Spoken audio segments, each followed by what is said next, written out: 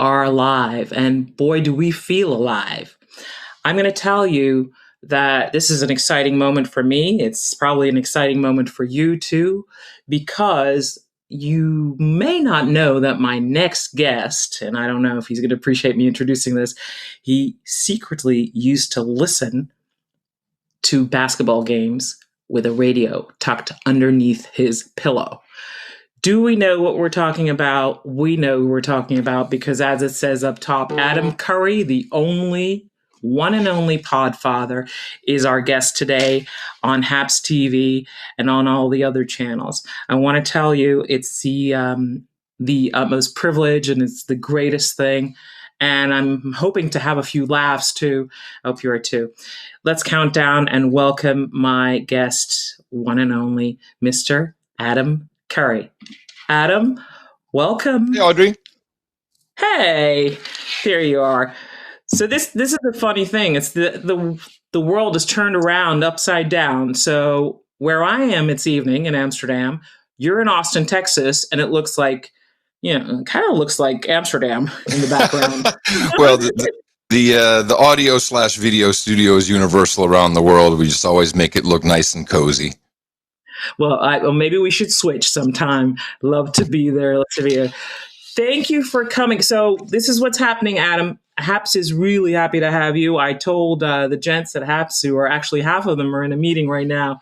The other part is coming in the live chats of the world. I see Paris. I see Utrecht coming in. Welcome, Guy, Chantal, and Margriet. Adam, it's a pleasure to have you not only here, but also a pleasure to be learning from you. As I know that the golden voice that you have, and it has broadcast live across radio for many years, is known by many of the people that are watching us today, this evening, this morning, across from both ponds. So what I first want to tell people that maybe there are some people who've been living under a rock that have no idea who you are. Let me tell them just a second. Born in Arlington, Virginia. Correct me if I'm wrong, anything like that. Okay, I'm going to ask. So far, so good. Adam Clark Curry. Yep. Clark, I'm thinking Clark Gable straight away. Born on September 3rd, 1964. Yep, there it is. 56 years old, correct? Yes, ma'am. Yeah.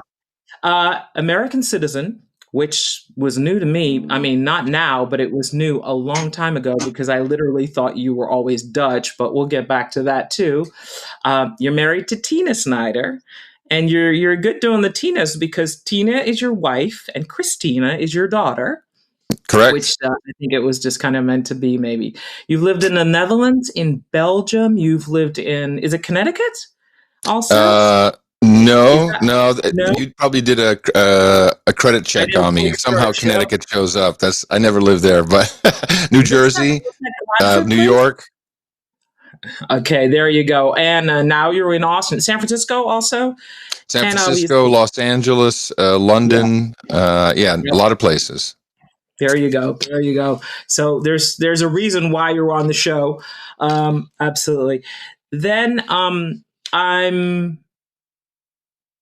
very interested in later on hearing about your dad because your father was Jay and your mother was Valeria. The way I remembered is your father is PR and your mom was PE, perfect English, if I remembered correctly. That's correct. Had her own business. So for those of you people you don't know, and like you said, born in the United States, and tell me a little bit of the countries and also why, because it was for your dad's work, I presume, that you started traveling. Yeah. My mom's name is Valerie, actually. It's just two A's, which is a weird spelling. If she heard me not correct that, from up there, wherever she is, she'd be pissed off at me. So I was born in DC, in Arlington Hospital, but we were living in Maryland, and both my parents had government jobs, state-related jobs, and there was, and this is all before Idi Amin came into Uganda, so there was a lot of work, foreign companies and countries doing all kinds of stuff in Uganda, all over Africa, really. And so I don't really remember moving there because I was probably about one. I have some very vague memories between 1 and 3. Actually, my other sister who lives in Italy. Didn't you talk to Willow as well? I talked to Yeah, Willow. she lives in Firenze. Yeah, exactly. Interview. Yes. She she found some old Super 8 millimeter film that my dad, he was real incessant about shooting that stuff, and some stuff from Uganda, and I did kind of remember some things. Then things got a little bit hairy in Uganda. As I said, Idi Amin came in. Obote was on his way out. If you've seen Last Flight from Entebbe, it wasn't quite that bad, but I remember we went by ship. So, and I remember some of the ship mainly being pulled out of bed in the middle of the night to do a life jacket drill on deck, and it was cold. And all I can remember was everyone's in their house coat. It was really cold, and everyone was smoking cigarettes. It smelled. Then back to Maryland, Kensington, Maryland, and we were there for, I guess, 3 years or so. So I was 7 years old, and I have to say, kind of idyllic. Like nice little neighborhood. Could ride your bike anywhere, walk to school, super cool. I had a Schwinn bike, with the banana saddle and all the cool stuff with the playing cards and the spokes. Many other things I remember fondly. And then my parents said one day, well, in 2 weeks we're moving to the Netherlands. Wow. Where's that? Oh, it's in Europe. Okay. And they wear wooden shoes. All right, you're setting me up for something here. I don't like the sound of any of this. But I was 7, so I was like, no and cheese. stuff. I remember stuff being. I'm sorry. No cheese. Sorry. I remember boxes kind of being packed, and we were staying in Zandvoort in the fall and the winter. And this must have been 72, I think. And right on the beach in Bouwers Palace, which was anything but a palace, it was just an apartment building. And the weather was horrible, and it was dark and gray, and we were going to be there for 3 months. And there was no TV, just a test pattern during the day. And at night, at 7 o'clock, that one of 2 television stations came on, boing, and there was a guy named Fred Bucket, and he would do the news for 5 minutes. Fred Bucket. He would do the news. By the way, I got to know him later in life, and he passed away not too long ago, sadly. But he was a great guy. It was very funny. And so it's like, well, and there's the same news on both channels at the same time, and then there was almost nothing except all of a sudden. I do remember my parents being horrified as the Chef van Oekel show was on. And I don't know if you remember that, but there were naked women walking on set, because the Netherlands was very different back then. You go to a sports club, and it was co-ed showers, and it was a very, very different vibe. Anyway, so I don't remember too much there other than the 2 very typical things that I think a lot of, and especially being, 7, is that they eat French fries with mayonnaise. This is a very, very, very shocking thing. It's just like, what else do they eat? This is disgusting. And of course, later I learned how to love it. And the other thing was I had a flu or something. I was running a fever, and the doctor came, which was kind of interesting. Wow, the doctor does house calls here. That's kind of cool. And so my parents had to get some medication. It was from the apotheke, and it was only open for like 3 minutes on Saturday. It had these weird hours. I mean, it was really weird back in the day. You had the stores were closed on Sunday. Stores were closed, and you had Kopav on Thursday night, which I'm sure we still have. But so finally got it, and we didn't know. Well, what is it? Well, I don't know. I guess you eat it. And with suppositories, but had no idea. Oh my God. No idea. Everything was so foreign. So my introduction to the Netherlands was bumpy. Oh, wow. You're talking about, but I'll tell you, I think a lot of people, and by the way, Adam and I can see all your comments, and we're going to get to them too. Hi from everywhere. Look, Adam, we're so grateful for your parents moving to the Netherlands. Margriet says, I don't know if you can see it, but Yeah, I see it. Hello, everybody. Big yeah, fans of Fred Emmer, absolutely. I see. That's Fred nice. Emmer, I know. There are people cracking up. These are typical Dutch things, like mayonnaise and French fries and frietjes Mm-hmm. and things like that. And oh, there you go, Drew. So there you go. And Caterpillar. Yep, Drew, Chantal got it. is one of the creators of Haps together with Mark and um, you know the whole team. But I want to tell you, the interesting thing is I remember years ago, and listen, you and I are only one year apart, so ouch. Or actually 1.5. Okay, 1.5. But I remember thinking you were Dutch because literally you have a knack for languages. Not only that voices, the golden voices, is known, but you seem to also pick up, whether it's American. I had no idea. So did you play that game? I remember I did that when I was young. Where at one point that you could speak both languages and people didn't know what you did, and you would like either pretend you're American or pretend you're Dutch. No, and maybe I should tell you how I learned to speak Dutch first, and then Tell and me. then.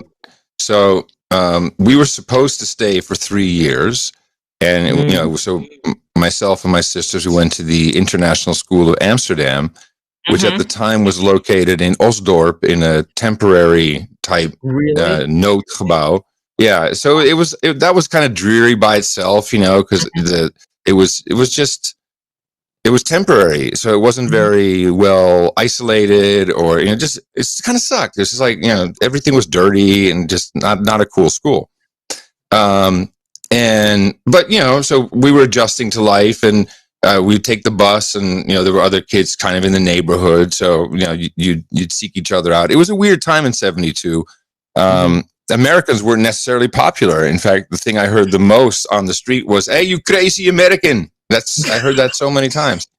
Yep. And or I really, I mean, I guess we had some Dutch lessons, but I really spoke 2 words of Dutch: vispoep, which was written in chalk in front of our house with an arrow. So we're like, fish poop. Ooh. All right. Oh my Um, God. so we're about 2 years into our stay, and we had a week off from school, and my parents said Sunday night, to sit down, we got to tell you guys something.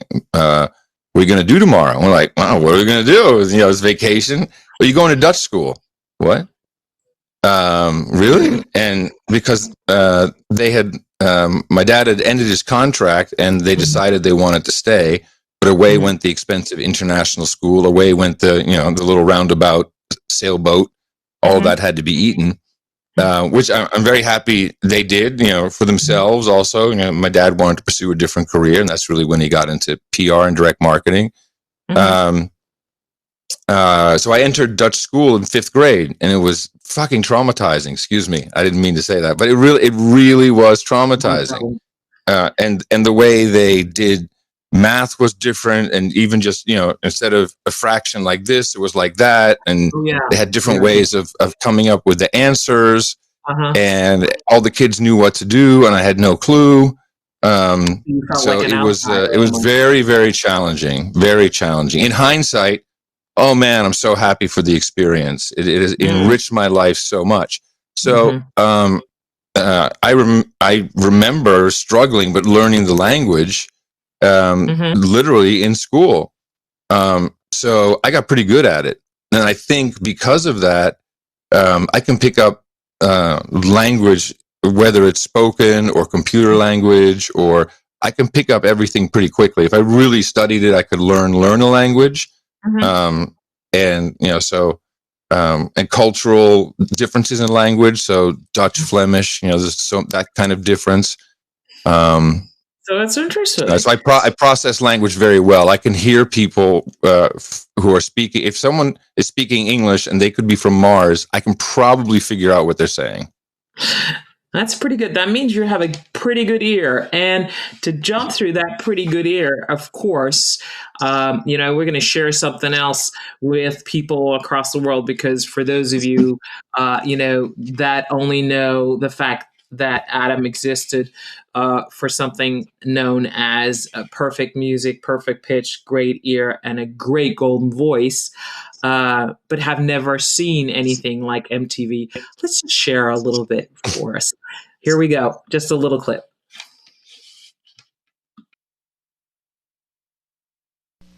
Hi, Adam Curry back with you on MTV. Well, here's the story. They've been called rowdy, raunchy, gut-level rockers, and the next band that everybody tries to copy. Now, their own record label said that they'll make it if they live long enough. Well, they have, and Guns N' Roses is one of the most talked about bands this year, and MTV caught them live at the Ritz in New York City. So get ready for a high-powered, loud, high-energy, loud, rock and roll, loud show as they perform My Michelle, a cover of the Dylan classic, Knocking on Heaven's Door, and, of course, Welcome to the Jungle. Guns N' Roses live at the Ritz is up next. Well, what kind of voice was that? God, we had to fight. We had to fight with the network at the time to get Guns N' Roses on the air. They did not believe in the band. They're like, nah, they did not believe it. Let me bring you back up because we're talking. There you go, close screen. So, what do you mean had to fight? Oh, early days MTV. I mean, there's a whole bunch of steps I took before I got to MTV, but early days MTV. I in my initial contract even, I was part of the decision making for the music on the network, which already no one at corporate liked me for that because it's better to do deals and not anyone know about it. And I mean just record company deals, like you give us this person for the Video Music Awards, we'll play your crappy band in the middle of the night. That's how you ever heard of MTV Buzzbin? That was invented for the crappy stuff that we had to play for deals. Some of it turned out to be pretty good, actually. So it was a win-win in the end. Guns N' Roses, it was really happening, but it's kind of hard to understand today how rough and raunchy and raw they were viewed in general. But when they did that concert at the Ritz, which really I think was 3 MTV cameras. That's about it. It was not a classy operation, but we did that through the Headbangers Ball production team, and ultimately we said, look, we really want to put this on the air, and they said, okay, well you can do it. Saturday night, midnight, whatever. But I think in combination with MTV's acceptance, I'm sure it helped to some degree. How long did you work for MTV and the whole thing MTV.com? Because I know that you ended up, obviously at one point you became a perfectionist of buying domain names and things like that. How long was the whole MTV period? And listen, look at the left-hand side of the comments, because all I'm seeing, the hair, and back when MTV actually had music, Hal Sherman. Hi, Chantal, all the guys. Mark's here in with us, one of the other, CEO and co-founders of HAPS. Hi, Mark. Great to see you. So direct to Adam. How long did that whole stint, let's call it that, how long did it last? So I started in TV when I was 19 in the Netherlands. And after 4 years, I think MTV called and said, you want to come and work for us? And I said, where? I said, New York. I said, yep, I'll come.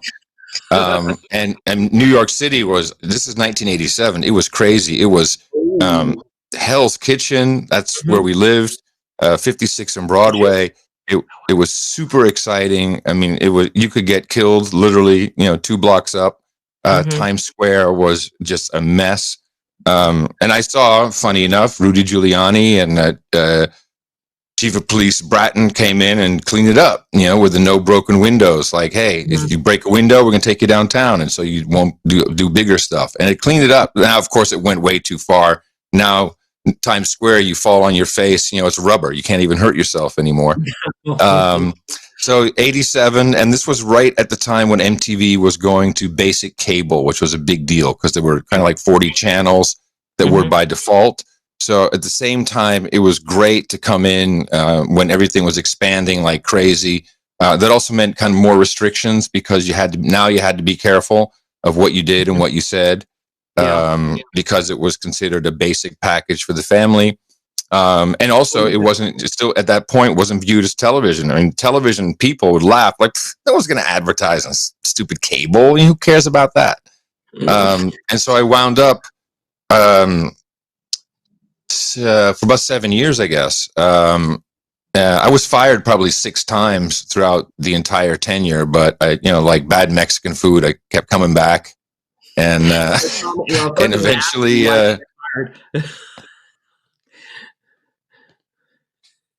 So I didn't catch that. I'm sorry, Audrey. I'm sorry. There's a little bit of a delay on it. I said, of course, I'm going to ask you why you got fired. Oh, because I wouldn't cut my hair. That was the constant battle with MTV. They're like, you should cut your hair. Like, no, I like my hair. I said, without my hair, I have kind of a penis-shaped head. It's like, it's my thing, man. It's like, ask Merv Griffin. He says people with big heads are successful. Yeah, and if you look at everybody who Merv Griffin hired, like Pat Sajak, these are all big-headed people. So I don't have the big head, but I could get some with the hair. And I think it was just more control. So I just said no, and then they'd call back. And one time they really, really, really fired me. And I was really up the creek, without a paddle. And those are actually the most strenuous, like 5 days of my life, because I had, a mortgage payment coming up, a couple grand in the bank, married, child. I'm like, what am I going to do? No, this is, oh my God. Because MTV, it was cable, so I wasn't making like millions of dollars. Unbelievable. And I was really stressed about it. And then MTV called and said, well, yeah, we really need you to come back because no one else can do it the way you do it. And we'll pay you 3 times the rate. And it was after that experience that I decided never again would I allow myself to worry about stuff like that. If it's out of my control, it's out of my control. But if I can do stuff, I'll focus on that. But I'm not going to sit around and just eat myself up on the inside. And I have not done so since. I just won't do it. Oh, it's great thoughts at a young age already. And so obviously I think there are 2 generations. There are people that know, Adam Curry because of MTV, because I'm especially when I told people we were doing this interview, it was either MTV or it was the podcast. But I want to go in between because obviously you went to the US and in the meantime, back and forth all over the places. And then there is a time when you start calming down. Is it a time when you look at the business side, you think, hey, there's more to this than just presenting. Do I want to be on the other side of the camera? What happened and how did the steps take that you became a married man and a father? What was that jump? And what was it like if you're moving all over around the country and suddenly now you're going to settle? Talk to Audrey. Well, considering I am on my 3rd and final marriage, I have more than one story to tell, Audrey. You can choose. But I'll run through it. So, gosh, I've always been more of a technology-minded person than a presenter. I certainly never imagined I'd be on television. I was always a radio guy. I built my first transmitter when I was 15. My dear mom would drive me around the block, see how far the signal would go.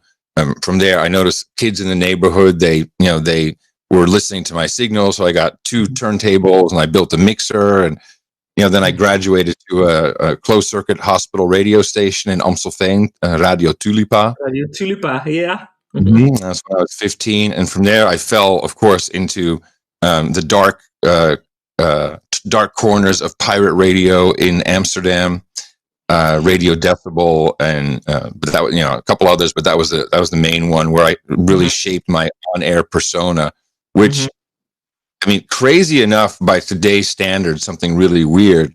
It's like blackface on radio. People would call up the station and they thought I was black, and they would just because I was speaking in American.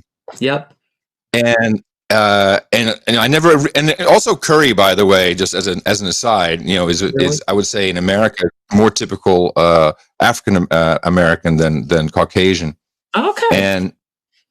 And so then people started calling up, and they were so convinced of it that I said, well, yeah, my name's John Holden. We had a fake name because it was all illegal.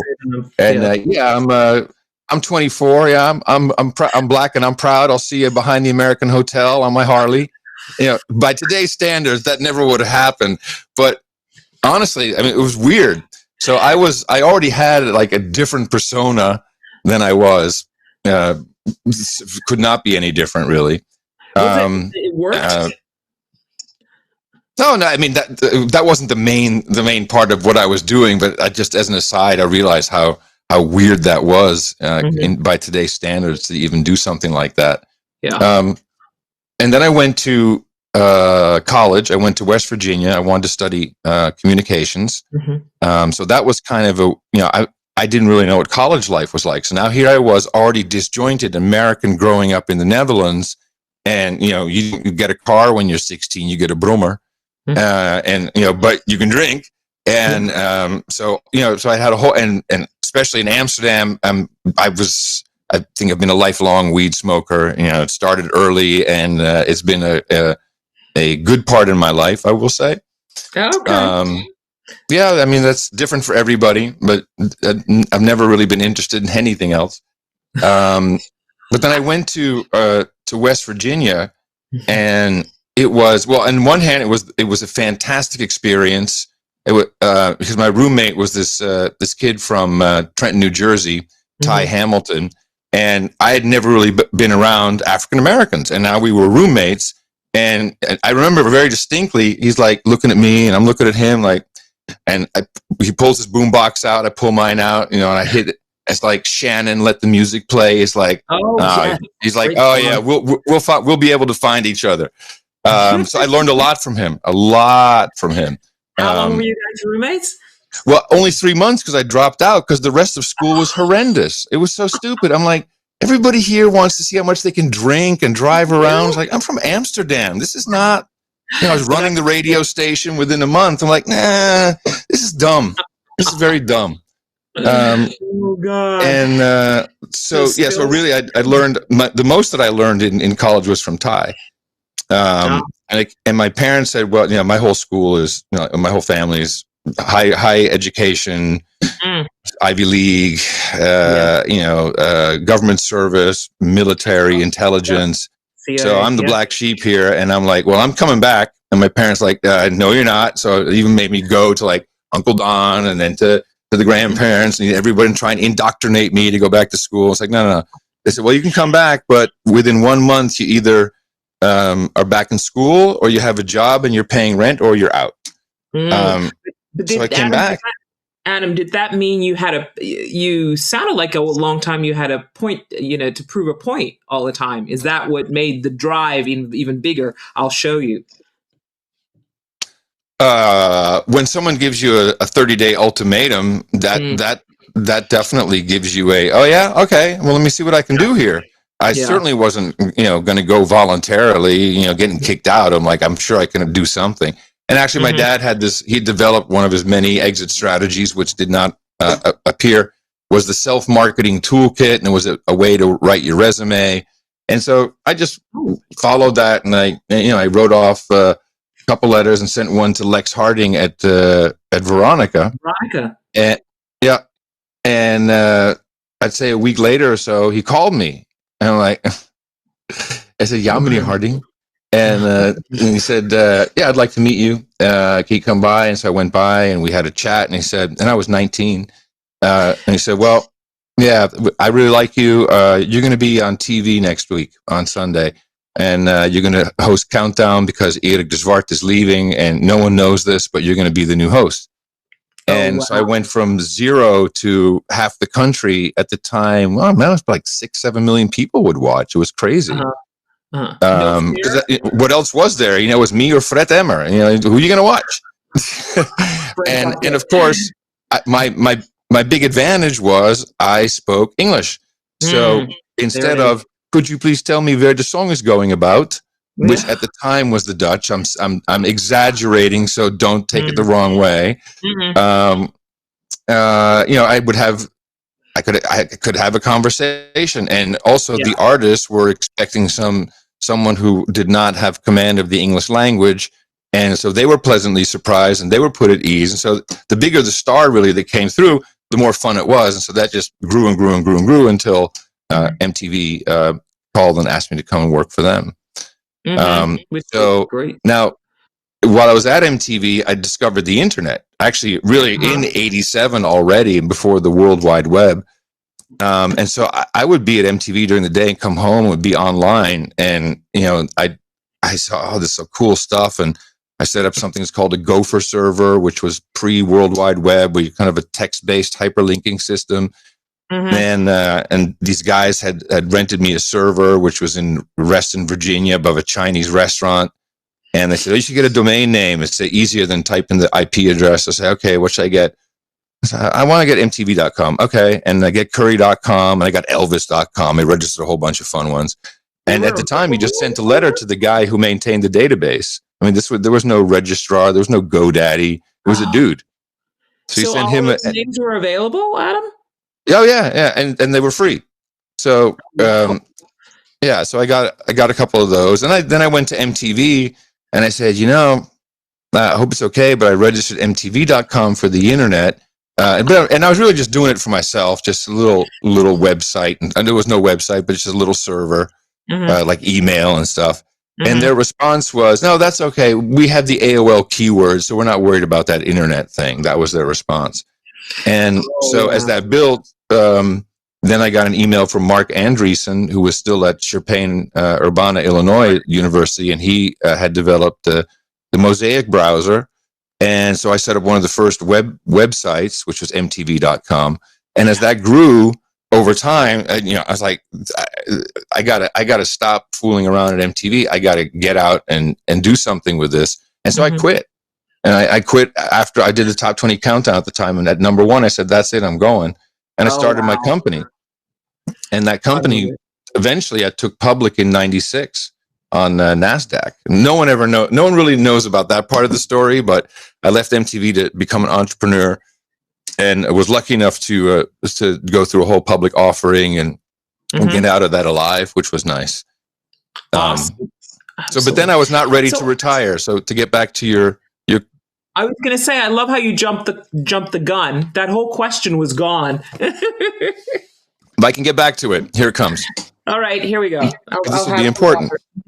This will be important to understand who I am. Yes, sir. So I had married by then a 16-year-older woman, Patricia Pai, and we had our daughter Christina in 1990. And so by around 2000, age doesn't matter until it matters. And so around 2000, she was ready to retire, and I wasn't. And I tried, and we bought a castle, and we hung out the castle, and I got helicopters and learned how to fly helicopters, and I started businesses that went nowhere, and went through a whole bunch of stuff, and went a little bit bonkers. We all do crazy stuff. Sure. But amidst all of that, I was I saw the iPod really. And as you said in your intro about me listening to basketball games on a transistor radio under my pillow when I was a kid, this is in Kensington when I was 7. It was the Square Sony, it was solid state. It was a great 9-volt battery. And I saw the iPod. I'm like, that's not a jukebox. That's not a digital Walkman. That's a radio. And I'd already kind of in 2000 with Dave Weiner figured out how to do RSS and make that a delivery mechanism, which would enable subscriptions and thus with a small piece of software be able to detect if there's a new episode you're wanting to hear and download it and automatically put it on your iPod, which you still had to sync to your computer at the time.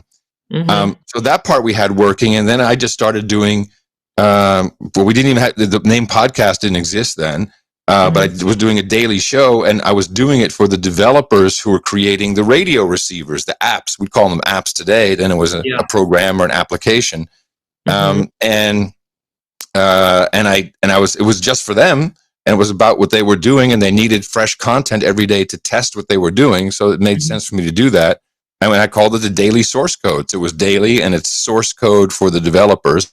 There it is. And that's really when I learned to work with developers, which is when you understand what they're doing and you respect how they work and what they do, and you get to know the general traits of a software developer. It's like joining a rock band. I mean, I've been in many bands, some like Guns N' Roses, some classical, where they've let me conduct a little bit. But Uh-huh. I love that combination. And so that's Mhm. from there, my whole life has really been about technology, working with developers, and to keep sane. I just eventually started my own podcast with John C. Dvorak, where we deconstruct the media, Mhm. because I've been in it so long, and I see what they're doing. I see what so-called news is, Mhm. and it's not, and it confuses a lot of people. So we like to tear that apart and try and explain what they're doing, and why certain things are reported certain ways. And we're now in our 14th year, and we have, I guess, somewhere between, no one really knows, but a million four listeners. Um, and they support, it's their show, really. Not even listeners, we call them producers. Mhm. And they support us with their time, their talent, and their treasure. So we have no advertisers. All of our income is derived from the producers, who support us in multiple ways, which is up to them. Whatever value they get out of our show, they'll put back in. Listen, Adam, let's jump back a little bit, because I want to share for people who are just realizing that you actually created the podcast. Let's show a little clip of 2005, and you know where I'm going. Here it comes, Adam Curry. Here it is, ladies and gentlemen. This is proof I'm the real deal. You're the real deal. Here it comes. Here it comes.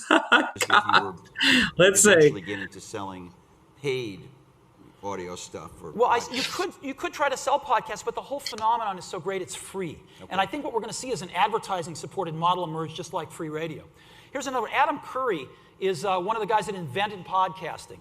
And he has a podcast called The Daily Source. Let me go ahead and subscribe to that. And we can go listen to his latest one. Just click on it. Your daily source code, show number 180. Something remarkable is happening here. Radio is springing free of the regulated gatekeepers who've managed what you can hear since radio was invented. It's jumping into the hands of anyone at all with something or nothing to say. With $16 million worth of airplane strapped to my ass, and the next generation radio content in my ears, we don't need no stinking transmitter. I like to think I'm flying into the future. Podcasting, it's Adam Curry. That's right, it's show number 180, and it's Friday, everybody. Thank God. I've actually had to restart the show 3 times. My Mac has been acting up like a motherfucker. I don't know what's going on. I think it's something to do with the file system. Okay. Now, how do you control, say, dirty stuff? I mean, we're going to have an explicit flag on these like we do the music, so you can know it's explicit. So I can find it easier. Yeah. Right. Yeah. Okay, good. Thanks. We're going to start one here on New Music Weekly that we've got. And let me just show you one of the features. So let me go ahead and subscribe to this and go back here, and we can just play. So obviously, let's get back to that. Obviously, a lot of people did not know. Tell us the story, because here we go. Let's bring us back again. The actual story of meeting Steve Jobs. Yeah, and exactly of getting his question was for you to bring podcasts on iTunes, correct? Yeah. So the development started in 2004, and it grew very fast. And I was just moving to the United Kingdom, and the BBC was really interested, and I did a lot of interviews with them. So it showed up on the radar. It became just a thing. Like overnight, people were like, "Wow!" And I was on cover of Wired magazine, and New York Times, and everyone's calling. And actually. I think that's not by accident, because NPR was also very early to the podcasting game, and that's because of Tony Khan at WGBH in Boston, who pushed it real hard, and he deserves a lot of credit for that. So I got a call from Eddie Q, who now is he's a bigwig at Apple now, and he said, Steve wants to meet with you. Well, let me check my calendar. Let me see. I think I have time for Steve. And he said, please come to the D3 this is only a year after we invented it. Come to D3. And I met with him, just the two of us, for about an hour. And it was, I've met a lot of people, and Quincy Jones is way up high on my list of impressive people, but Steve Jobs, man, that guy, And the first thing you notice is, he has a little bit of a lisp, or had a little bit of a lisp. I never noticed that. And he was pissed off about how they messed up Wi-Fi, and he was yelling about stuff. And I thought, man, you should calm down. That's not good for you. And he was very interested in everything, how we produced, how we used obviously Apple computers. I even said at one point, Eddie Q was still in the room, and he said, the RIAA, which is the Recording Academy in the United States, who were always cracking down on piracy. They were saying, well, they want us to disable the availability to use a program called Audio Hijack Pro because people could steal music that way. And I just said, well, we use that a lot for recording because we really don't have the tools yet. And Steve Jobs' response to Eddie Q was, tell him to go F off. Say, we need to help these guys. We need to support them as long as we can. Like that kind of thing. I'm like, oh, Steve Jobs on my team. Now this is getting interesting. And then he said, well, Adam, I'd like to put podcasting in iTunes. There was no iPhone at the time. Is that okay? I said, yeah, I guess that's okay, Steve. And we built a directory. So here, take the directory. They made all kinds of enhancements, put in the iTunes tags. We're kind enough to put Dave Weiner and myself on their extended patents. There's no patent on podcasting itself. Okay. And on RSS. It's purposely done. Otherwise it never would be where it is today. If someone owned it, it would fail. And after that, he then introduced me to Kleiner Perkins and Sequoia Capital, and I raised a lot of money and started a podcast network way before it was fashionable. And also just too early, because what happened is Twitter and Facebook and YouTube and podcasting was no longer a front page story, if even page 30, until it was still going, obviously, and people were enjoying it. But when Serial came in, the podcast Serial, and this was at a time where people had just gotten used to binging and really loving binging series on Netflix, etc. And here was something where there was suspense, and of course, true crime and that kind of stuff is storytelling. And you get to the end, and it's like, well, I can't binge this? No, you got to listen next week. But it's okay, because it'll show up automatically on your iPod or your iPhone or whatever, and you won't have to, you'll be reminded that it's here. And that really struck a chord. And then people went, oh, what else is there? Oh, look at all this other stuff that's going on. In the meantime, shows have been going, as I said, I really started with Dvorak in end of 2007.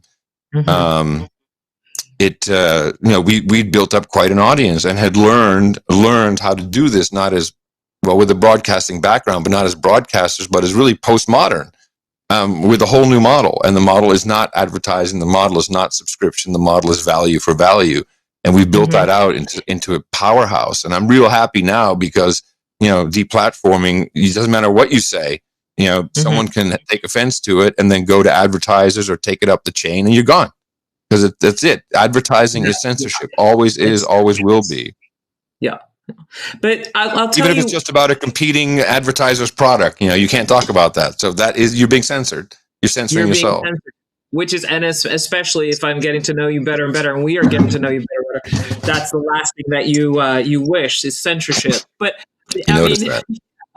But tell me, a show that for those people that have never listened to your show, 3 hours long is amazing. First of all, it's psychologically and physically also, to use your voice. But what made you think that, is it just a question of stories? Because how well do you know each other? I remember listening the other day and hearing you say, well, we're not friends, but we talk about everything that we don't talk about things outside of the podcast, because that's what we talk about on the show.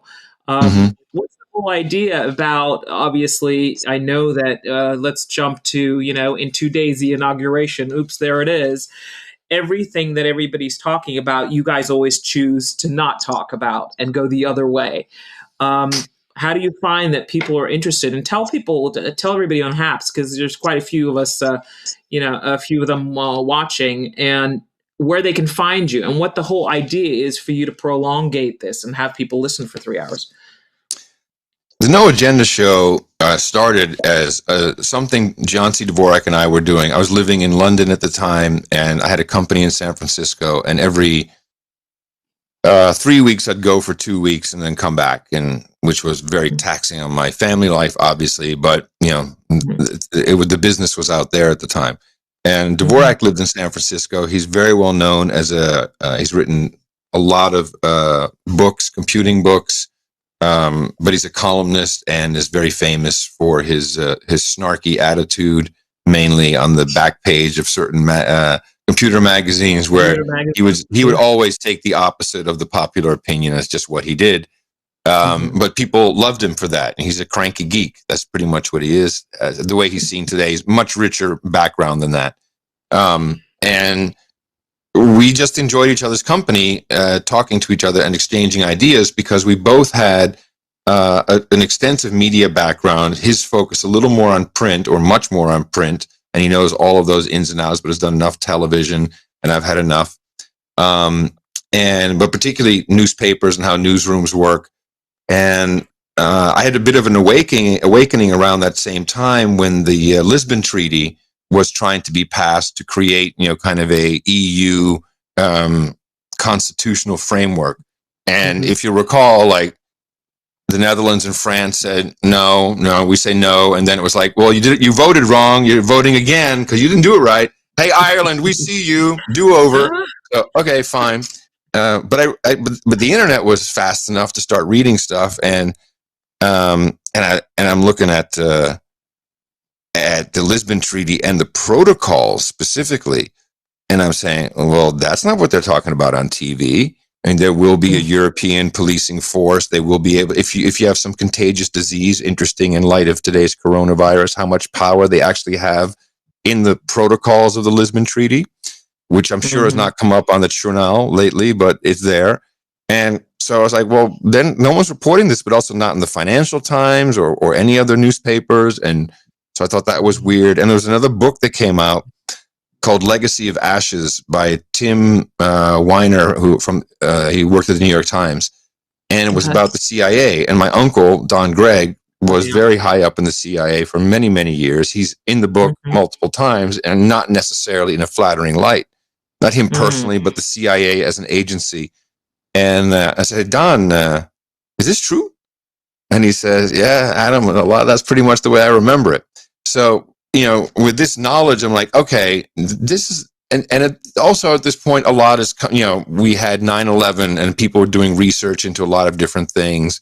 So there was a research-minded spirit on the internet, and people were sharing things and understanding. I mean, there was no, it was nothing like the social media we have today, nothing at all. But also there was a lot of weird corners and places you could get into. And so we started talking about stuff just from the perspective of, here's what they say in the newspaper. I did a little bit of research here, and this looks like bull crap. And it was a 20-minute show when we first started, episode number 1. It's like, this is the show that has no jingles. Can't believe it. No jingles, no sponsors, no bull crap, no agenda. There you go. And then we started at 20 minutes, and then we wound up like, our last show was 3 hours and 50 minutes. And what happened is we became really proficient, at honing in on, and I think that's also just a talent you develop in a newsroom or on a radio station. What do people want to know something about? We can pick hits. I think I know what people will be interested in, which is not always the mainstream news. In fact, it most often is not.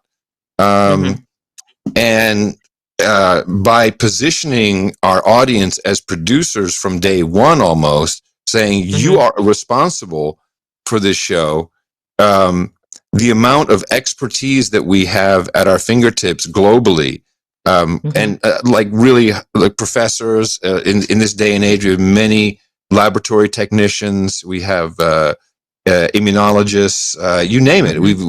Everything in this audience is there somewhere. And everybody has some expertise in something. And with the tools we have available, many of them we've built, we have just great ways of getting everything back.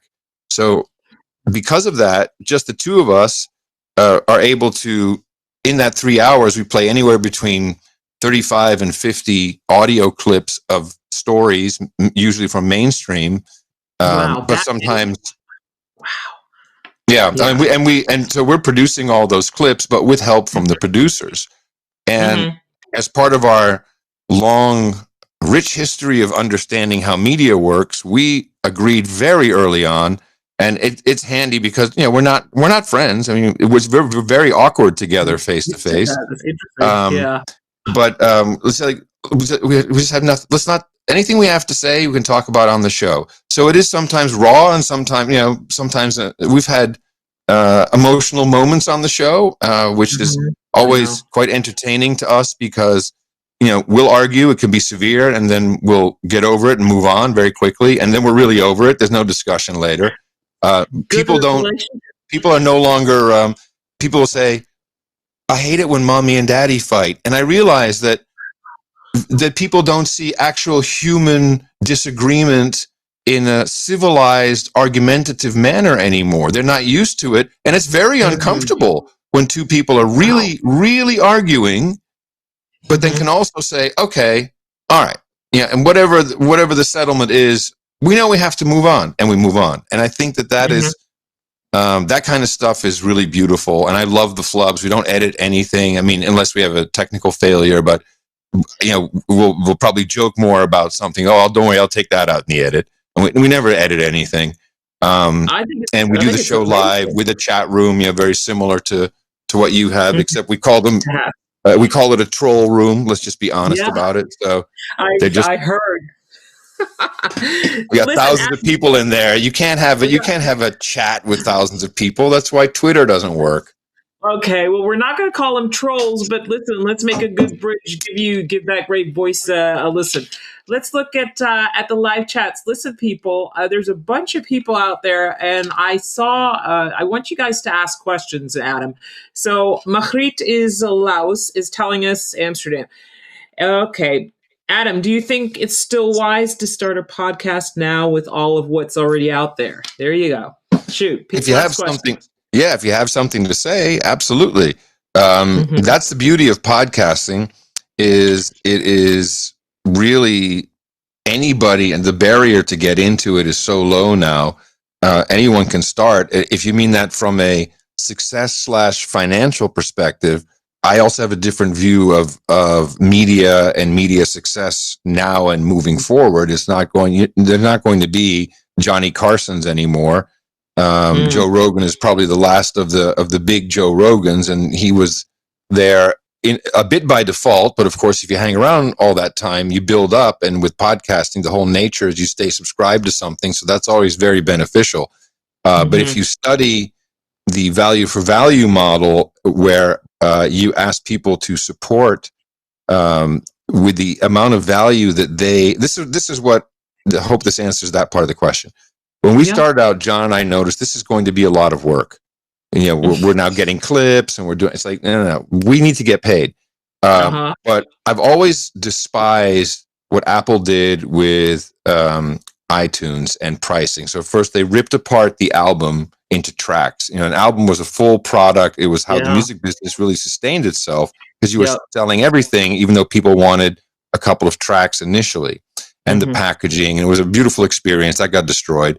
But when I was able to get the Beatles, I Want to Hold Your Hand, to me, one of the best love songs ever written, and it's priced at 99 cents, I'm embarrassed. Because I can see Abbey Road, I can see George Martin producing, I can feel everything when I listen to it. It's worth $99 to me. So it turns out, when you say to someone, what were the last 2 hours worth to you? Because it's your time that you spent. Whatever that number is, just send it to me. And you'll see a lot of people who are still kind of trained in like a tip jar model will say, well, that was worth $5. Now, if you really equate it, go to a movie theater for 2 hours, have a drink, some popcorn, you're entertained, $50. So a lot of people will send $50. Yeah. Unbelievable how many people will send 500, and yes, a couple of 5,000 come in. Wow. Because I can't determine what someone else values the product at. And once you make that switch and you make that, and by the way, if it's zero, then it's either of no value to you and you're wasting your time, or you have other things you value more, and I'll see you around whenever. And I have no problem with that. And that model has been perfected to a T. And the main thing is, and my wife Tina is a fundraising professional. She worked for many years at Ronald McDonald House Charities. Says the number one reason why people don't give is because no one asked. Strangely. Oh, interesting. So once you get over that hump and you're able to say, hey, can you help us out with this? Yeah. I think it happens. Well, great that it happens at Great Bridge. Listen, HAPS actually has the same value system because people can also donate. We'll tell. I think. Yeah, I know. I want some coins. How do I get my coins here? Open up the coin wallet. Give Audrey some coins. Listen, but now are we going that way? By the way, Mafita, thank you for that extended answer. I'm going to get a name. There's another Sherry's Whale from Amsterdam. She's going, Adam Curry, what do you miss most about living in Amsterdam besides the mayo and fries? There you go. Well, the Amsterdam that I lived in is not really there anymore. It was so much quieter. Even when I returned in 2000, it was very different. So for me, just busier, just crazy, insanely busy. Tourism got out of control. I mean, way out of control. I find it hilarious in my own little chuckle moment that in 2000, I had electric scooters on the canal, and the government outlawed them immediately. And this is dangerous, and we can't have this, and no, this is no good. And now, of course, it's one of the most reasonable ways to get around, possibly. So, but the Netherlands in general, just I've always liked. It's always been a little bit more laid back than anywhere I've ever lived, and I like, that vibe is. The weather has to be nice, and then it's really, really perfect. I just remember so much gray from growing up there and going into the car wash tunnel, and you wouldn't come out until April. You must miss it because you're the one in the dark studio. I've got the light, even though it's the other way around. Yeah. But what about what made you move to Austin? What are you doing in Austin? By the way, my brother's pretty close to you. I haven't even told you, but. Well, I was so after San Francisco, I moved to Los Angeles. I always wanted to try living in Los Angeles, and I hated it. And there were a number of different reasons. And I had done a tour for the show with an RV, and went around parts of the country and would do the show live from the RV and do meetups and meet people. I'm sorry? Not the Sunbeam, the glitter monster, the silver. Yeah, no. This actually bought an Airstream later, but before that, I actually borrowed someone's Winnebago, for real Winnebago. And this was around the time when the BP leak happened in the Gulf, and so I visited down there, the Gulf, and people were kind of depressed. It was bad news, and people lost their jobs, their livelihood, and it was oily. And I was driving, so I'd kind of done enough, and I was going to go all the way up to Chicago. And a friend of mine, Greg Lawley, who I'd known for many years, he's one of the last independent record promoters. He had recently moved from San Francisco to Austin, and he said, "Adam, you're driving up. Come visit Austin. You'll love it." And I'd never really been to Texas. For work related, but didn't really. It's Texas. I don't know. This is different there. And as I'm driving, Greg's very insistent, and I'm like, I don't know about Texas, man. And I said, am I gonna like this?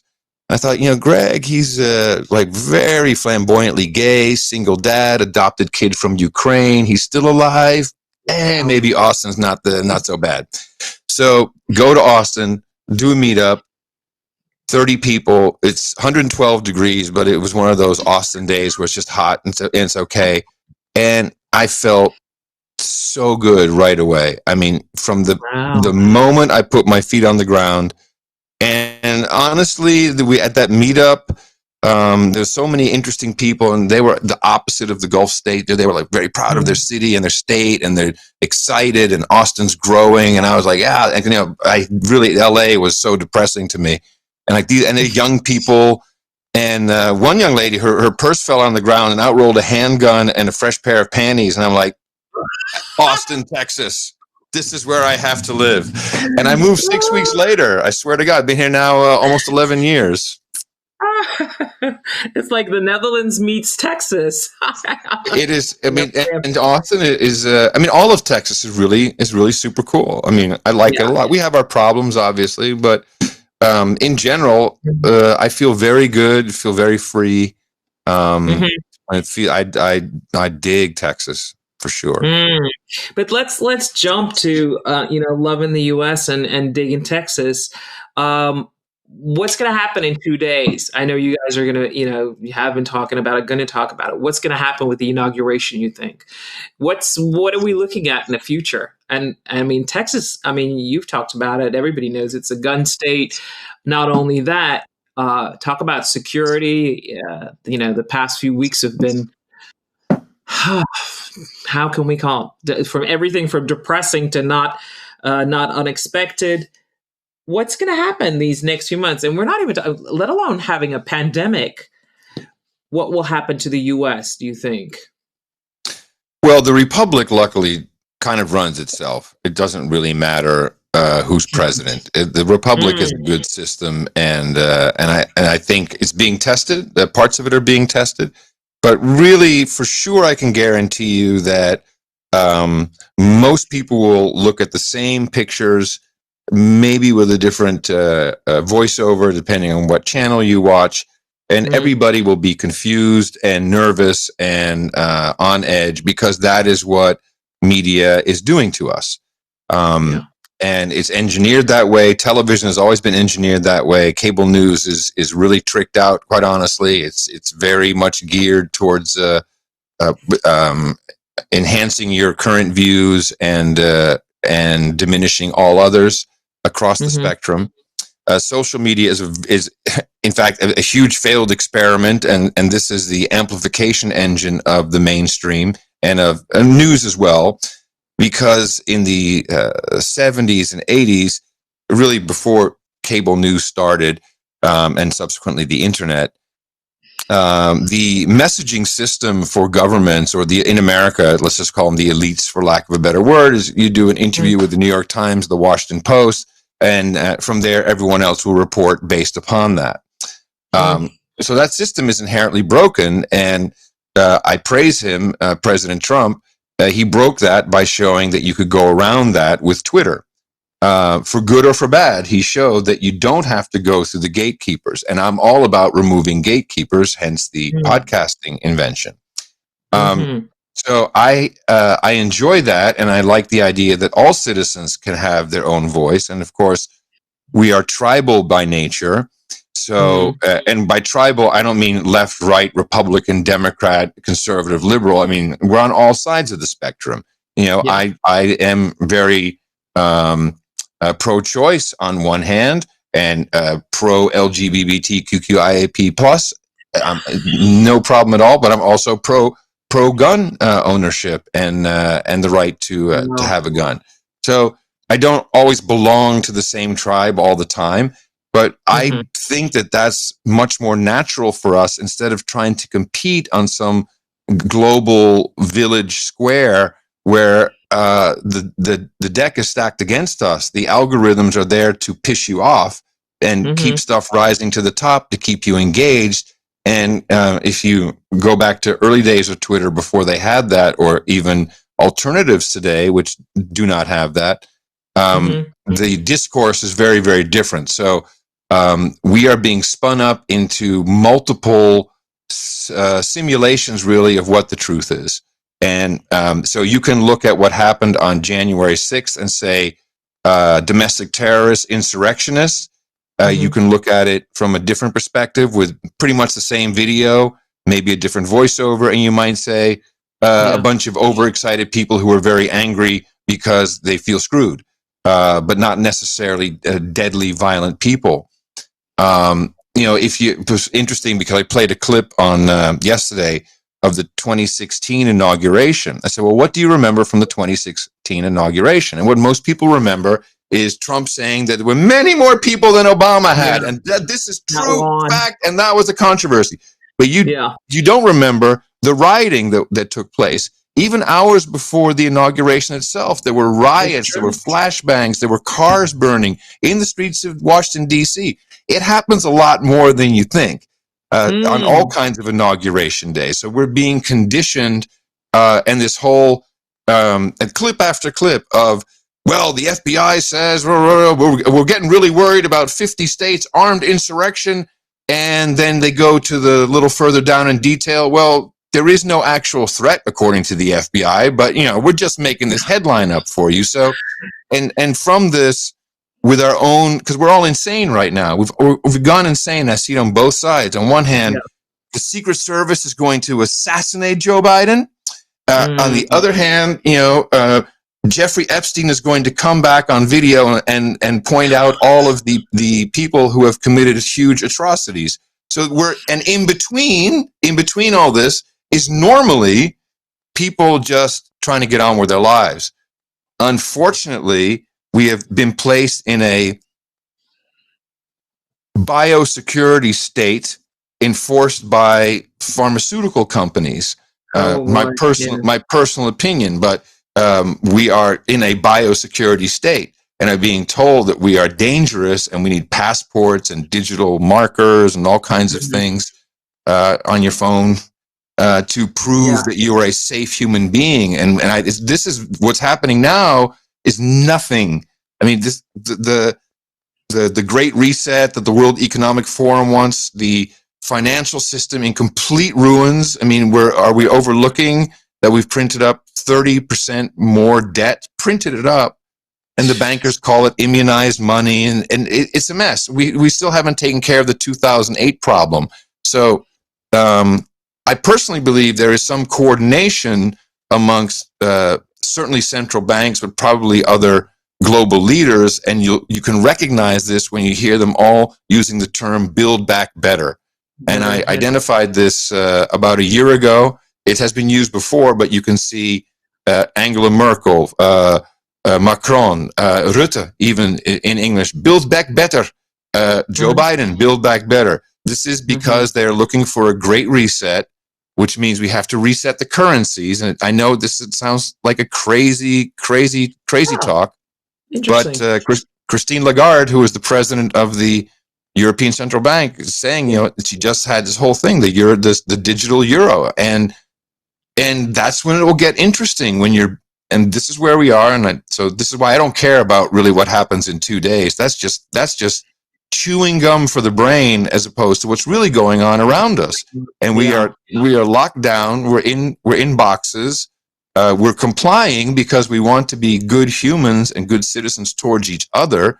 But we don't really even have information about how dangerous it actually is because it's all over the map. And this person says that, and this professional says that, and that's the stuff that I've been looking at. And I'm very skeptical of a lot of the data and the stories.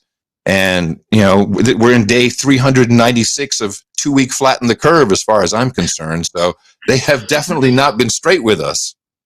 Well, I think that people are you're saying we're complying, but I think that people have chosen to, either watch left, watch right, whether it's Fox, CNN, Post, whether it's Dutch news.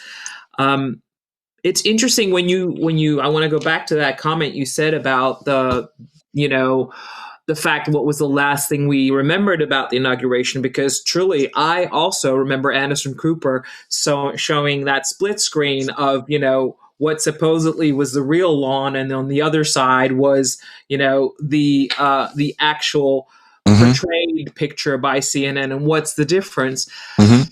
I think that these past few months, and I'm not the only one, news has been incredibly dangerous, which is it always has been, because it literally, produces what the network wishes us to see. And so that's why I love HAPS, and that's why I love, any station which is at that moment present live as it is.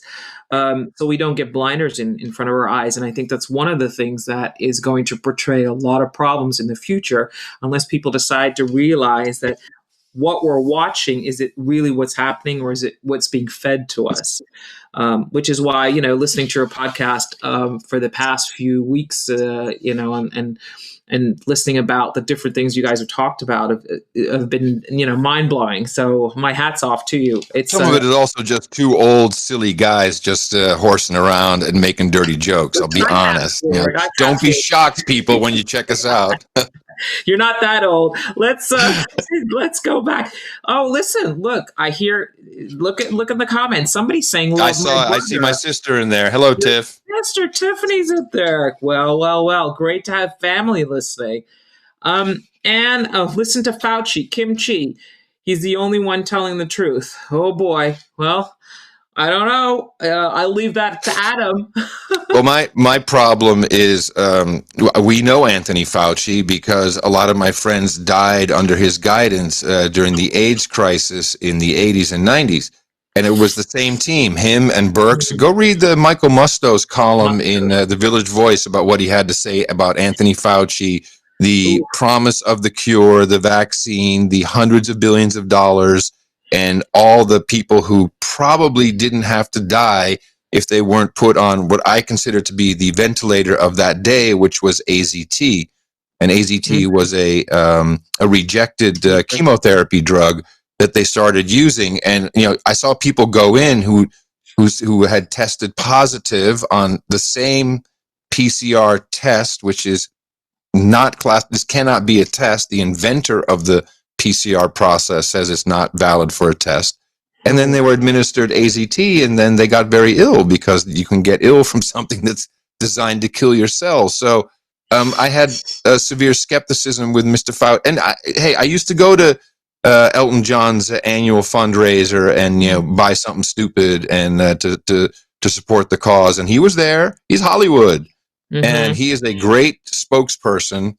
But I think more interesting is when did Bill Gates become Dr. Gates, and why do we have to listen to him as the authority on something? That upsets me. That is so.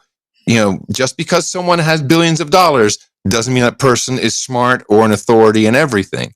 And in America, I think we do have a tendency, see Donald Trump, to think that people who have achieved huge financial wealth are smart in all areas.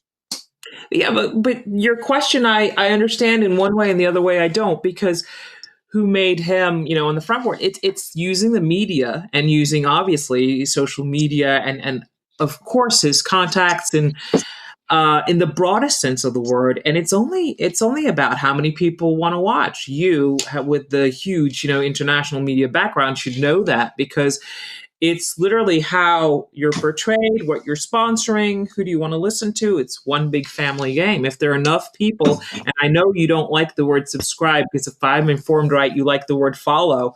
That's what it is. It's a following. Create your own following. If there are enough people believing you, then you can sell anything. And I really think that, it's a dangerous perspective. But if you're referring to President Trump, I think something else was going on here. And that is because we do have a large portion of the country that has been systemically impoverished, mainly through central bank strategies and inflationary practices, which devalues everybody's wealth just right in front of your eyes. Especially with the 2008 financial crisis, which was papered over. And without a doubt, look, we didn't talk about China before Donald Trump came in, and he'd been talking about that for 20 years. So this is not new. No, true. And when people who, in essence, were screwed out of their livelihoods, their communities were a lot of their jobs and their livelihood went to China, with the American Manufacturing Union, who gladly did that. At the same time, we did get something back from China in return, which is fentanyl, and Middle America is dying at incredible rates. The life expectancy of Middle America has dropped dramatically. Then someone stood up and, in the same coarse language that they certainly understand, or maybe they're feeling, said, "This is bullcrap, and we're going to stop this." And he had a way to do it. and he had a medium through social media to get that message out. And then the television, I mean, they just helped him. The television elected Donald Trump. There was not a second that they weren't covering him. And they now have TWS. They've got Trump withdrawal syndrome. How do we keep him in our ratings picture when he's gone? Oh yeah, this is very important. They will not let up. Hey, I saw CNN talk about the Malaysian airliner that disappeared for a year and a half. Oh God. A year and a half they were talking about that. They can go on forever about a single topic. So and that's what happened. And that is the sad part of what is being discussed now, because instead of they were domestic terrorists, no, they were patriots, they were insurrectionists, they were, just overexcited. What is not being discussed, not by our government, my government, is why are these people so angry?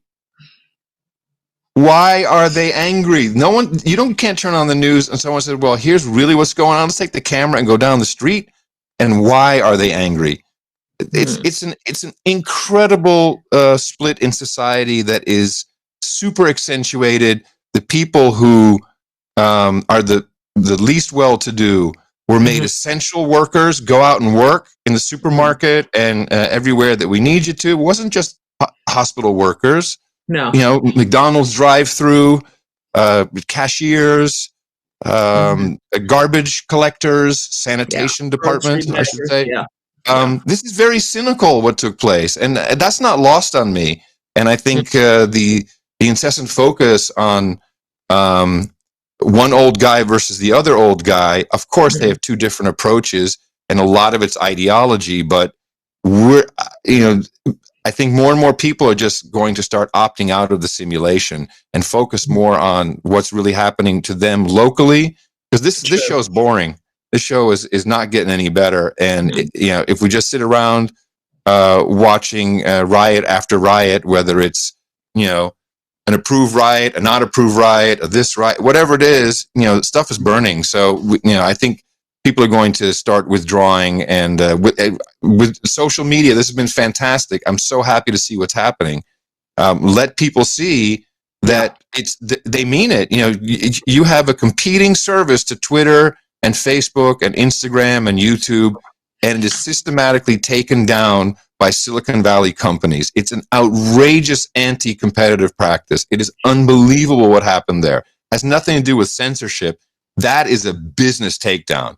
And that was not okay. Now we're in robber baron territory. So that has to be stopped.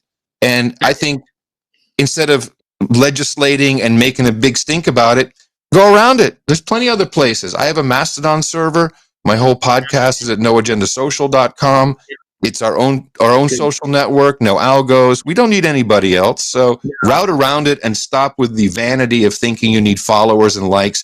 Go find people who like what you're talking about. Chat with them, venture to some other tribe from time to time, learn something, smoke the peace pipe, go back to your own tribe. Stop trying to make everything one world. We're not designed for it, Audrey. We're not designed for it. We're designed to be different and have different ideas and cultures and everything. And I love that in America. That's so great about the United States. It really, truly is. I love that. And I love Chinatown. It's like, makes so much sense. Well, listen, you just plugged the best way, because I tell you, this is one of the reasons why I'm here at HAPS. And first of all, why I love that you're here, not being here. Yes, you are being.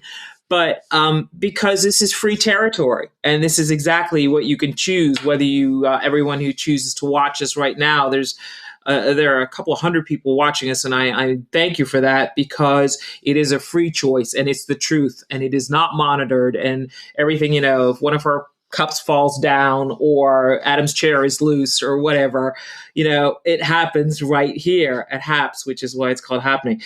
And I love that. And I want to ask you and kind of, round up for you, because I'm no John Dvorak doing 3 hours, but I'm doing great. You're hanging in, no problem. We're doing fine. We're hanging in there. Everyone's hanging in there for it. What's going to happen? Because you're talking about podcast platforms now. So tell me, what do we need to know? what are we looking at in the future? And the fact that I loved your description, as I've heard, as I did research, that the fact that podcasts are on demand. I love that when I walk, I do my walks, during the weekend or in the evening, I can choose right there and then what I want to watch. And I'm sorry, but I did not like the iPod. But I can choose right there and then. And literally then I'm thinking, okay, this is interesting. It's sometimes a little bit fast food, because if after 3 minutes I think that something's not interesting, I switch to something else. Sure thing. Yeah. It's your prerogative, but sometimes I also think we need more patience. Where are we going with this? What is the future? And tell me about platforms and what your plans are. Well, the main thing to understand about podcasting and why it is still free speech is still possible for all parties on it is because it's a protocol, not a platform. No one really owns podcasting. Podcasting, all you need is an RSS file, which is known as a feed, and understand how to construct that and a place to put your media, which is usually an MP3 file. That's really all you need. On the other side, for the consumer, something I never had to think about is you need a radio to receive it. And that radio is an app. And we had a lot of those in the beginning. And then Apple came in, which was very good because they put podcasting on the map and they were very good stewards. They allowed anybody who wanted to create a podcast app or a modern day radio receiver to use their index, which I'd given them initially, to look up, do searches, etc. But then a couple things started to happen in the past 2 years. One is they started taking people out of the index, known as deplatforming. And to me, it doesn't matter who it is, and I have no idea who they may not have even led into the process or even put it in the first place, but Alex Jones was deplatformed. And that was also one of those coordinated moves where 3 or 4 platform companies like Spotify and Google and Apple took him off. And you may not agree with what he has to say, but I just see no reason for that to be outside of the bounds of free speech. So that is troublesome because all these alternative podcast apps, if you're not using the Apple app or the Google app, are tied into their database, their index. So the Alex Jones Show went away from a whole bunch of podcast apps in one go.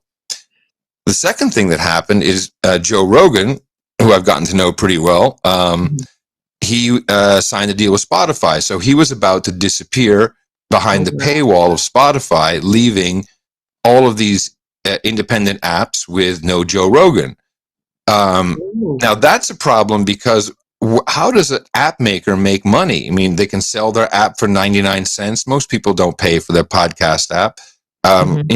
So now they've just lost one of their biggest draws. So this is where I said, I've got to do something here. I have to step in because we're going to lose podcasting to a bunch of corporations who will determine what you can listen to, and I won't have it. So I started Podcasting 2.0. It's centered around our own index, which is at podcastindex.org. And we have 2 missions. One is to preserve podcasting as a platform for free speech. That means anybody who has a podcast is listed in our database. We don't discriminate. We don't care as long as it's not pirated or a duplicate. And this database is open and available for anybody who wants to replicate it, set up a whole system. It's open source. We have no desire to be the gatekeeper. We just want to make sure we'll keep the engine running. Okay. Part 2 of the mission is retool podcasting as a platform of value for everybody involved. So if we truly want to have it open, we need more apps with more listening experiences, which are really not, there's been no innovation for 10 years. And the main reason why is you have the big player Apple on one side and now increasingly Spotify, and the smallish companies that host podcasts and have podcast feed generators is chicken and the egg. Well, if we add some functionality, will Apple support it? Well, go try calling someone at Apple. You're not getting an answer about any of that. Apple determines what the future is. So we said, let's enable these app developers first by giving them a lot more features to play with. So our index offers we have rotating album art, transcripts, captions, seasons, which you can do by name. We have the funding tags. We've got location. We've got all these things. And now we have this whole stable of new apps that have much more functionality, and people are publishing. And we have now these smaller hosting companies are getting on board. And so we're changing the actual functionality. Now, the Trojan horse of this is we've added something called the value block, which comes straight from the value for value system. And these new apps, and one is already operational, but by the end of the month, it'll be several. You can pay for whatever you listen to in real time in micro payments. And the idea is, what do you value your podcast listening time at? And let's just say $1 an hour. So you set it, you fill up your podcast wallet. It'll be with your existing app, no new app needed. You fill up the wallet, and then you say, okay, I want every minute, I want a fraction of payment to go to the podcaster, and make that total $1 an hour. I think a lot of people some people make it $50 an hour. Who knows what it's going to be? And that literally goes with each minute you listen, that increment gets sent off. And it's been, we had the proof of concept with about 12 podcasts has been unbelievable. So also, like, very similar to this, you have a boost function. So you're listening and you want to send some extra money, like boost $1. So just like, hitting a heart or a thumbs up, only it's money. And I'm very excited about this because we have a royalty system built in that automatically splits that payment, and 1% goes to the app that is facilitating the listening. Now we can get a revenue. Well, you have to support the day of free or over. I mean, either I'm taking your data and selling it, or you're going to pay something. And if it's 1% of, it's a penny an hour for a podcast, but at scale, it can keep people in business. True. And we believe the market is there, and the uptake has been phenomenal. And so if you go to newpodcastapps.com, you can see all of the new podcast apps and the hosting companies that you can create the software with. And this whole project is value for value. So people just support us if they like the project or whatever. And we've been keeping it running now for 4 months. I mean, neither my co-founder Dave or I take a salary, but we're doing this for all the right reasons. And down the line, if it works for everybody with this payment system, then the index also gets funded with 1%, and we should be able to keep it running. And that will be what I leave as my legacy. Then I'll be done. Then I'm done doing stuff. There you go. Listen, I was just going to say that's a future, and that is almost a wrap. Listen, Adam, I'm impressed. I'm looking at my little sheet, and I'm impressed. I feel like, and I've said this before, and that's why I love doing these interviews, because I feel like half I'm on in college again, learning things about things, obviously preparing for interviews and reading a lot and listening to podcasts, which I've grown to love. And I'll tell you, what did I say? You're 1.5 years older. You're in the business, but for me, things like this are new, and I'm definitely still learning. I'm seeing comments, by the way, in our comments sheet. 1%. That's so little. Sounds great. I didn't know all of this, so I'm definitely checking this out. And that's what I love. Hello from Seattle. Hey, Peter Bittner, who's together with Pablo. Thanks, Pablo and Peter, for helping us out also. Hello from Dallas, Heavenly Drew. I love the interaction, and I know that people are going to check it out. I'll tell you, we're doing really great, and I can see is what Adam talked about is kind of what HAPS also does. Not kind of, it is the future. It's definitely paying it forward, and physically also giving, everything from 10 cents to 50 cents to whatever. Go ahead and give us, Adam was saying before, give us the coins, great. Adam, I want to kind of give us the coins. Yeah. Well, listen, you'll get some coins because Adam, you guys, be careful what you wish for, Adam, because Adam is now on HAPS. So I don't know how long he's going to be hiding, but God forbid. Adam, I want to wrap up with just a little part because there are a couple of words that I've written down and I want to look them up. And I know, that usually I end with 5 words and I want your response. And I would like comes to mind. Yeah, and then God forbid if you could do it. I don't know if you can do one word because there's so many more I can words. you give me a word, I give you one word back. I can try. Exactly. Let's start. 2021. Bumpy. I'm not allowed to ask. Podcasting. The future of all media. That wasn't one word. Okay, future. Okay. Family. Daughters. Wow. I have two stepdaughters, and I consider them my family as well, and they all also get along. Everyone gets along. Beautiful. So, Beautiful. Yeah, you jumped that question, but that's your prerogative, not a that family. Listen, legacy. Book. Book. Is that a first? I got an exclusive.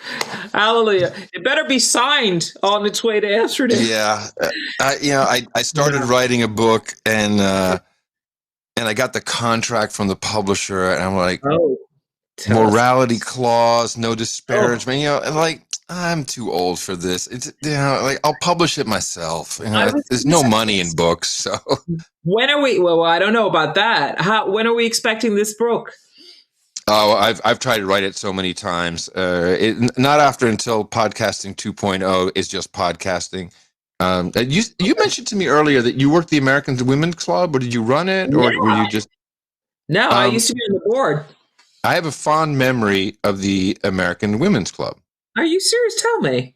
I do, because they had they did two things.